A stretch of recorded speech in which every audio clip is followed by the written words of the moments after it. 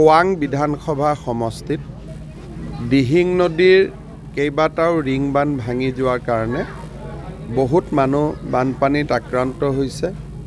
2-3টা relief camp হৈছে। বহুত মানুহ ৰিলিফ কেম্পত অহা নাই, ঘৰত আছে।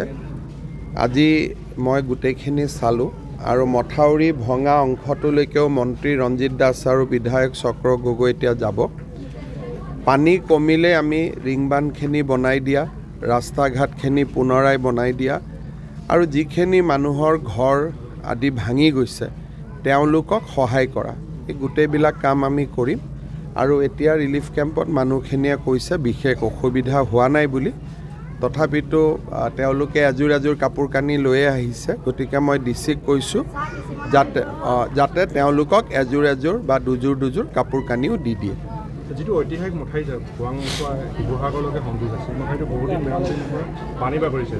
আচলতে পানী বহুদিন উঠা নাছিল কাৰণে তেনেকৈ ভবা নাছিলে যে ভাঙিব বুলি। আৰু এই বান্ধকেইটা জলসম্পদ বিভাগে বনোৱা নহয়, বিভিন্ন সময়ত DRDAৰ পৰা বনোৱা, গতিকে তাৰ স্পেচিফিকেশ্যনবিলাকো ভাল নাছিলে।